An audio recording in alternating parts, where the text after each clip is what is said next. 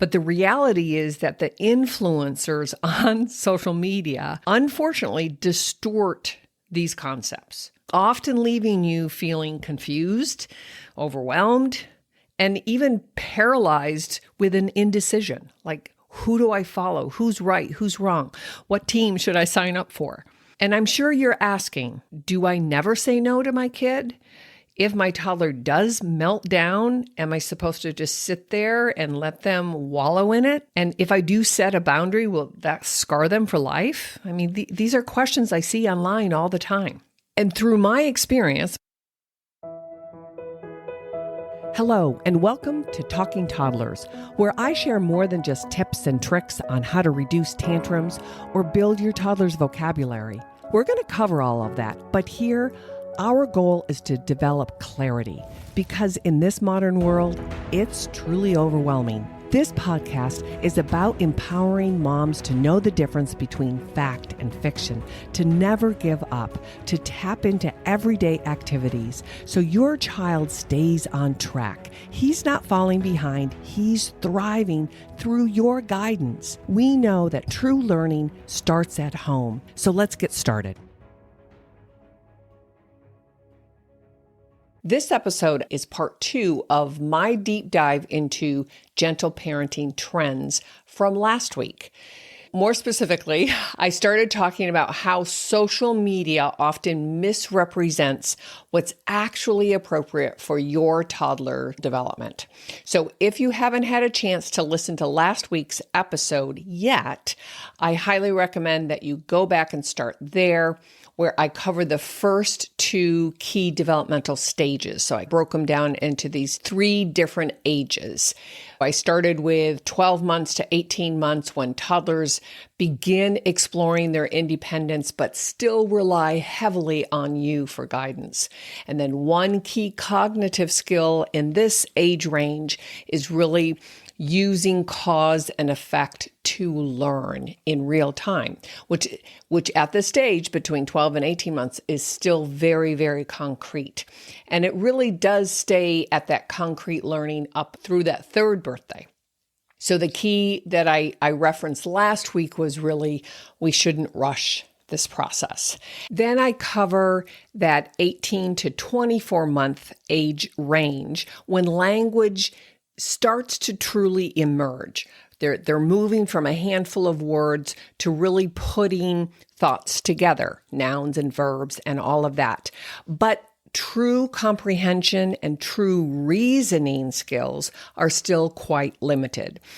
And that's why when I see those gentle parenting scripts, why did you do that? Or how do you think Johnny feels? They simply don't align with where any healthy, average, capable toddler actually are on these developmental cognitive skills. They don't understand the why or the how or those higher order thinking questions. So it's not that we don't teach them the meaning of gentle hands, or that we don't help them understand the difference between an inside voice and an outside voice, but it takes a lot of practice and a lot of repetition. So if you haven't listened to last week's, please go back, and I'll have the link down below so that'll be easier for you. But today we're moving into the 3rd stage, the ages from 2 to 3, that 2nd birthday to the 3rd birthday, where social and emotional awareness is just beginning to take shape. This is where impulse control, which is what we're really talking about, starts to come online, but it's just beginning to percolate. And it's all about that prefrontal cortex. And if you have older kids or a teenager, or you've done any kind of real deep dives, I'm sure you've heard that term, prefrontal cortex. But let's be clear, this part of the brain, that frontal lobe, won't fully mature until well into their 20s. 25, give or take, for the girls out there, and 29 to 30 for the boys. And I talk a little bit in today's episode of why that is, and we will continue in that conversation. But expecting perfect or near perfect or even consistent self-regulation with a 2-year-old, let alone an 18-month-old, or even a brand new 3-year-old is really unrealistic. But as always, there are things that we can do to support this learning process, but there's also things, the flip side to all of that, that can be unintentionally inhibiting their growth in these areas. And that's what we're going to dive into today, the second half of this overall gentle parenting trend out there.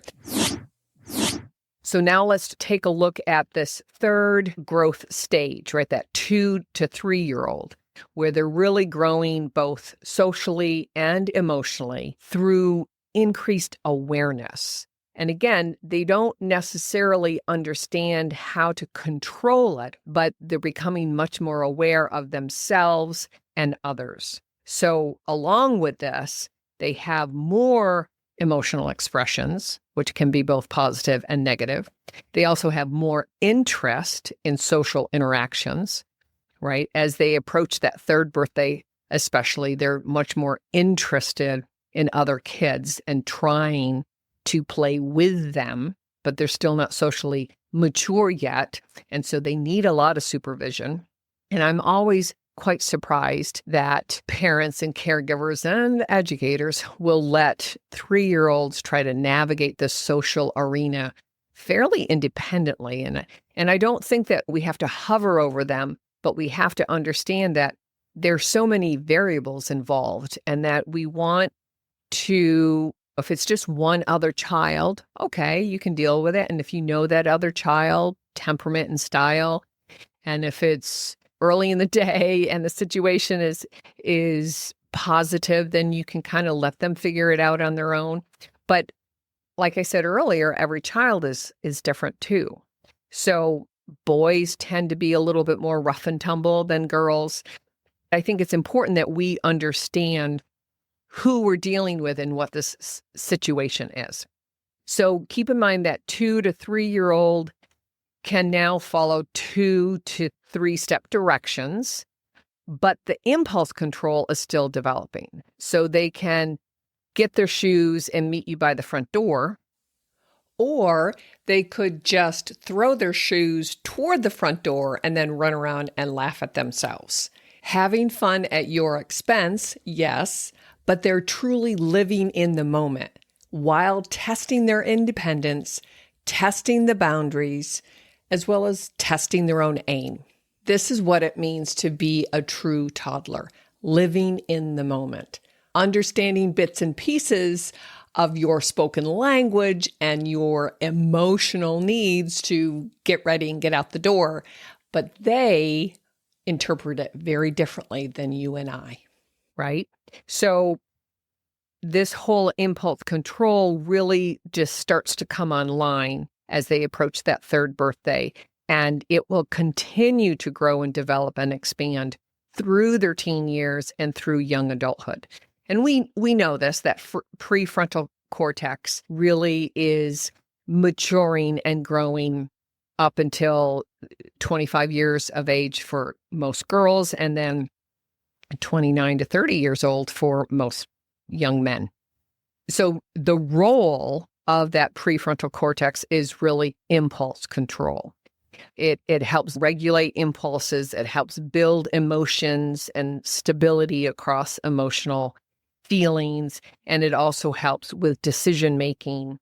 But all of this is highly, highly under construction, especially as a toddler. Even a 2.5 and a 3-year-old might know on a pragmatic level that they shouldn't grab a toy from another person, but the brain isn't mature enough to stop them before they do it, right? They're living in that moment and they see Johnny with their favorite truck and they're just going to go over and take it. So it's not defiance. It's not being unkind and all of those other words that we tend to use. It's really a work in progress. It's our job to help shape that. And so let me just walk through some pretty concrete things that we know will help build that impulse control. Good sleep, for example, supports brain function, supports memory, emotional regulation. You and I both know that if we have a good night's sleep, we're much more calm and relaxed. We're much more open to listening and being patient. Good nutrition, we all now know, or at least we're beginning to become more and more aware of how our whole food industry is not necessarily conducive to good, healthy brain development. Food is the fuel for brain growth. It builds neurotransmitters. It builds our energy. It connects our physical growth with our mental and cognitive growth. So nutrition, if your child is slowly but surely becoming a picky eater, he's going to have a lot more of these emotional dysregulated movements or periods, right?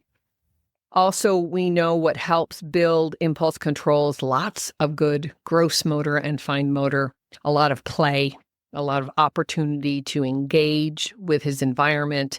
It builds that connection between body and brain. And we know this for sure, right? We know that children who have a lot more space to move around and other kids or other adults to play with them for certain periods of time, not 24/7. I'm not suggesting that, but that human connection is part of it. And that's the other piece, meaningful engagements, right? And human connection that strengthens that emotional regulation, not only by us demonstrating, but they're getting in sync with other humans, that they're not just in the moment with themselves and being self-absorbed. Although I still attest to the fact that 2-year-olds don't necessarily need a lot of social engagement, right? They don't need a daycare. They don't need to be around other kids. They're just now beginning to get aware that, oh, that 2-year-old is a lot like me. It's interesting. Perhaps they'll run up to them, give them a hug, but then they don't know what to do with them, right? And so I think play dates are really important, but you mom, you dad, you grandparents are the directors of that. And we can certainly talk about what a good play date looks like and what kids need. But good sleep, good nutrition, lots of movement and play, good meaningful engagements and connections can really help build that impulse control from the bottom up. The opposite, of course, makes sense, would inhibit impulse control. So if you have a lot of dysregulated or interrupted sleep, leads to being cranky, poor focus, emotional dysregulation. Again, these are true for adults, teenagers, and your toddlers. A diet that is high in ultra-processed foods. They have artificial dyes, a lot of sugar crashes, the lack of brain-building nutrients. We know a lot of healthy fats like avocado and eggs and pasture-raised butter.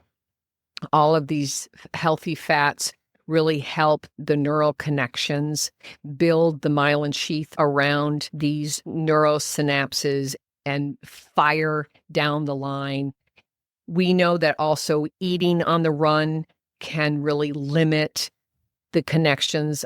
It interferes with mindful eating. And I've talked a lot about this before. Building a healthy relationship around food is part of this, but also having that connection with other people to share food with, it builds healthy digestion. And even if we're eating healthy food, but we're eating it on the run, then our body can't rest and digest and really then begin to absorb those nutrients that we're trying to put in them. And so it's really important that, and I've talked a lot about that here, and I will continue, especially as 2025 begins or continues to unfold, is that eating on the run is not good for anybody, you, me, the teenagers, and our toddlers. Also, the other thing that really interferes or inhibits with impulse control is too much sitting, and it could be in front of screens, and you all know how I feel about that. But we can talk about that. But, too much car seats, too much indoor, too much limited free open space. And that's the fifth one, of lack of sunlight and fresh air. But limited free movement, much sitting leads to poor sensory integration. We need to build fine motor and gross motor skills and connect that with our central nervous system. Also, too much indoors really reduces social learning. It's a process to learn how to play with others. We need to look at how much time do we really get outside, whether it's winter or summer, or if it's rainy or cold or warm. We need sunlight. And I've talked a little bit, and I certainly will talk more and more about how lack of sunlight really disrupts our circadian rhythm. And every single cell in our body has like a little clock that is regulated, but the main clock is right behind our vision, our eyes. And if you want to dive deep into this, you can listen to a neuroscientist named Andrew Huberman, the Huberman Lab. I'll have a link down below. But he's, by studying his work, I've learned a lot, and a lot of us have. He's been around for a long time and has a wonderful, wonderful YouTube channel, and just gives a lot of free content that is really spot on. But it also reduces the natural dopamine release in our whole system. And not to do a deep dive into dopamine, but dopamine is this multifaceted neurotransmitter that influences a variety of aspects of our brain function. You probably heard the term dopamine before, but it really does help regulate the reward system, right? We get dopamine hits when we do a lot of social media. We get a lot of dopamine hits when you give your baby and your toddler a high five or a kiss or a good job or a cheerlead. Those are dopamine hits, right? But when we move our body in space, when we physically exert ourselves by climbing up stairs or rolling down a hill or rough and tumble play, all of that helps us fire dopamine into our nervous system. It builds attention. Dopamine helps us with sustained attention, to sit and listen to a story, to sit and follow directions, to learn how to play a game. It builds our mood regulation and our cognitive growth and development. So the whole idea about lack of sunlight and lack of fresh air, no matter where you live in this world, is becoming a very interesting and popular topic because, like I've said, this modern world, we humans haven't changed that much, but our living style has. So back in the turn of the 19th century, I think we spent 87% of our time outside, right? We were farmers, we were outdoorsmen, and kids got to play and be a little bit more free and rambunctious. And now it's reversed, right? 93% of our day is spent inside with artificial lights and, very controlled environment. So just think about some of these statistics. The average American child spends about 7 hours a day in front of a screen, and that would cover any type of screen. The flip side is the average American child spends 4 to 7 minutes a day, on average, outside in unstructured play. And you heard that correctly, 4 to 7 minutes outside in unstructured play compared to 7 hours in front of a screen. Compare that to what I just said, where we used to spend nearly 90% of our time outside. Now, based on healthy development and what our body needs, what our mind and our social emotional skills need, recommendations currently are strongly suggesting, if I might add, at least 3 hours a day of outside play. Because if you look at these numbers, 7 hours a day means that's 1,200 hours a year. And if you divide that, that's 50 days a year. Out of 365 days a year, 50 days from top to bottom is actually spent in front of a screen, not just inside, but in front of a screen. So just consider some of that as you're setting up your days, as you're setting up your routine, as you're setting up your expectations of what kind of family life do I want to create for me and my partner and my children. How do we really want to nourish ourselves mentally, physically, spiritually, cognitively, all of that? And in future episodes, I'll talk about why it's good for kids to learn how to be bored, as well as how do we play games together inside the house and outside the house.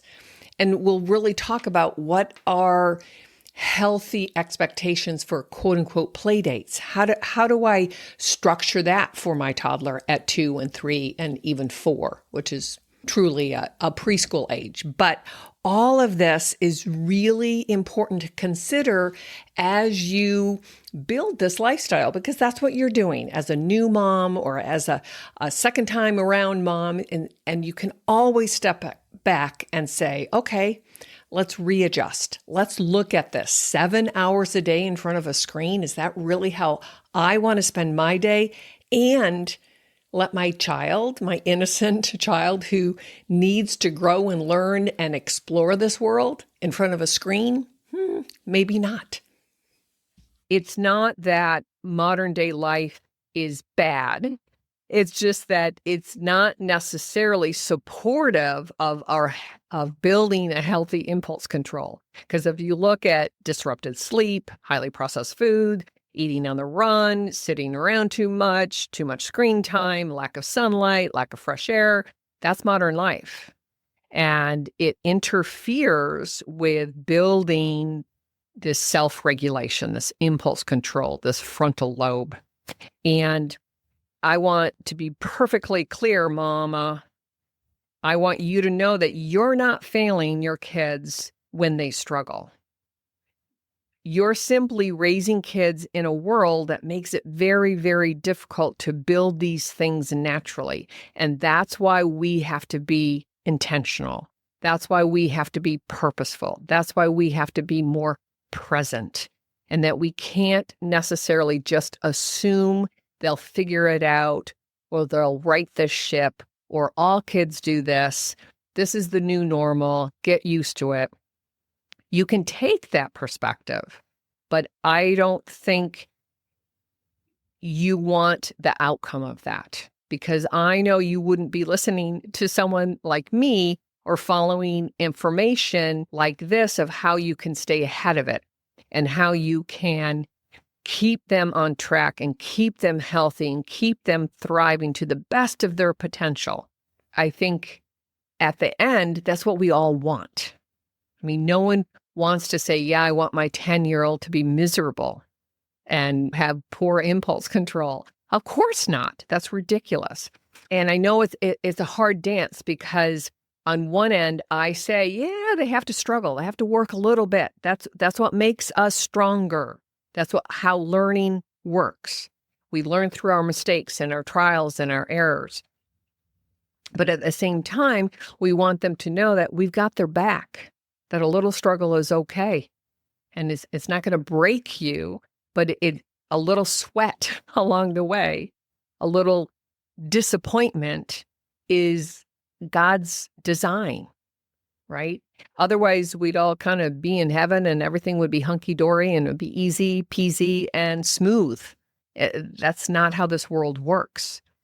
So the bottom line regarding impulse control, we have to look at it as a slow developing skill.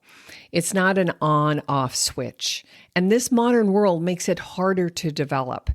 And like I said earlier, and I'll continue to repeat this, that we as humans, our biology really hasn't changed.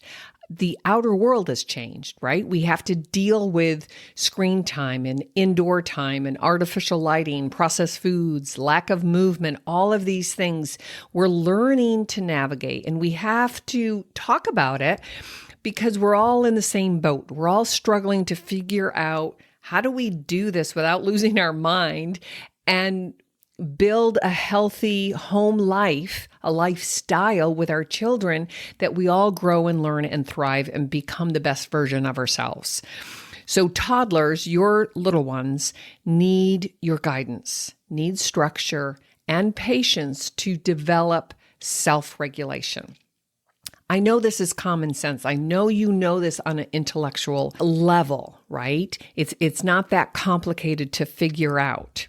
But this whole episode is around how social media is pushing quote unquote trends that don't necessarily support realistic expectations, right? Over these past several years, perhaps even the last decade, parenting trends like gentle parenting have exploded on social media. You know this, I know this. And while some aspects, like respecting your child and guiding them with empathy, are rooted in very good intentions. And for me to go back and do a deep dive and look at these three main voices, I saw a lot of really, really good information. But the reality is that the influencers on social media, unfortunately, distort these concepts, often leaving you feeling confused, overwhelmed, and even paralyzed with an indecision. Like, who do I follow? Who's right? Who's wrong? What team should I sign up for? And I'm sure you're asking, do I never say no to my kid? If my toddler does melt down, am I supposed to just sit there and let them wallow in it? Or how do I naturally guide them out? And if I do set a boundary, will that scar them for life? I mean, these are questions I see online all the time. And through my experience, my 35 plus years, really is that parenting isn't picking a program or a methodology. Yes, we need to look at parenting styles. That's on us, not on our children. I think parenting is more of how do I build a relationship with my little one? And I think the more we keep it simple, uncomplicated, natural, use your common sense based on some basic human developmental milestones that are pretty well known, pretty well established. You have wiggle rooms within these boundaries. My main message here on Talking Toddlers is really about simplicity and being intentional in your parenting and realizing that each phase brings more challenge, of course, but also brings opportunity for you to build this relationship. And so the more that we understand these developmental milestones, these markers, use them as guideposts, then the more realistic we all can be. And so we don't need a trend. And, I do understand a lot of this started, or a lot of you online are saying, I don't want to be parented like I was parented. Okay, great. And so that helps us be more purposeful, more intentional, more compassionate, more realistic. But you don't need to sign up and learn scripts or let them figure it out on their own. I've never subscribed to that. Right? And then you don't need to overcompensate and give them timeouts at 2 and think about your actions and how do you think Johnny felt? And I've told you 14 times not to throw food on the floor. None of that registers with a 24-month or even a 3-year-old. So as a conclusion, really, the more you understand developmental milestones, like I said, don't push trends. Be careful. Create some healthy boundaries at home. Your child needs structure and routines, not open-ended, figure it out, or my way or the highway, right? It's that living in that gray area. Be intentional and present, like I always say here, that your presence teaches them much more than any script or a parenting hack right? We can do biohacking, right? For ourselves, do we fast? Do we work out 3 times a week or 4 times a week? What about cold plunge? Those are biohacks. That's cool. But a parenting hack, not so much. Model how to act with others. And I have a future episode about how to teach early board games and how much turn taking and waiting and patience and sequencing and all of that can be built into simple board games. But children learn by watching us, right? And like I commented earlier, as they approach that second birthday, they will often model what has happened to them, like give you a hug or pat your hand if they're seeing somebody else is uncomfortable or sad. And so that's the beginnings of empathetic emotional response, right? But to establish routines, and I talk a lot about here, that's going to help. And those routines are centered around sleep routines, the bookends, nutrition. You sit down like a family and share this meal, fix it together, eat it together, and clean up together. A lot of movement, a lot of rough and tumble play, right? All of that helps shape brain development so they can connect. So now at 3, they're much more available to learn. And then really nurture their unique personality. Again, you're looking at these milestones as these benchmarks. And so there's a lot of wiggle room in this personality. So not every child is the same, but that doesn't mean that you just let them be either. Honor who they are while you set firm foundations. So my call to action for all of you, if you have a question regarding any of these social trends or your child in particular, email me. I have that email down below, contact@Hyer Learning. Hyer is my last name, Hyer. I love to hear from moms and grandmoms. A lot of grandparents reach out to me. I know that you want to stay ahead of it. I know you want to keep your child on track. I know you're imagining that 7-year-old and 8-year-old and 10-year-old just thriving, independent, curious, eager, right? To be a part of the family, to be a part of the community. But share this episode with a fellow mom, someone that I know that you talk about, oh my gosh, what do I do? How do I keep up with this beautiful toddler of mine, right? But you're feeling overwhelmed and the social media parenting trends are not helpful. It just feeds into the noise and the clutter and the overwhelm. But most importantly, be still. Find time in your day, early in the morning, at night when they finally go down, but listen to that internal voice. Because I believe that God has equipped you as their mother. You don't need a program. You don't need a method. You need to trust yourself, trust in your child, trust the natural wisdom of parenting. And I know it's overwhelming and it's exhausting, but it's not complicated, right? Respect where they are.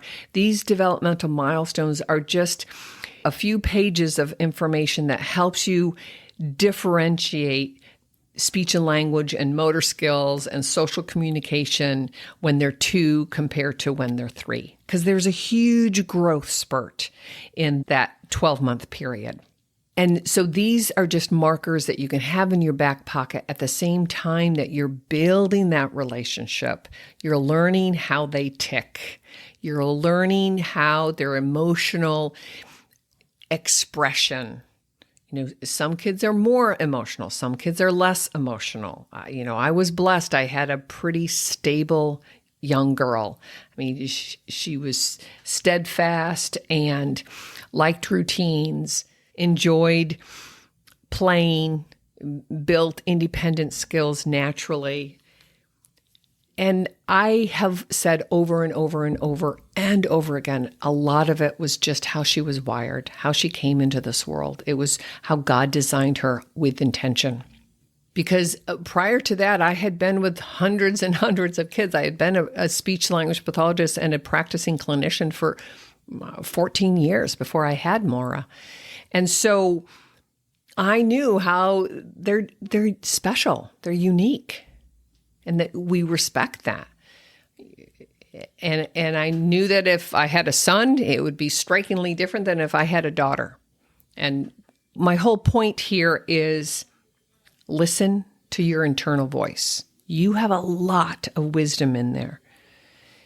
And sometimes just being present, being in the moment, making those mud pies, sharing an apple together, blowing bubbles in the bathtub, whatever the deal is, be there with them. And that will build their wiring system, their communication, their connection, their humanness. And you've got this. And I'll be here to guide you along the way. Reach out to me if you have a question. God bless, and I'll see you in the next episode. Take care.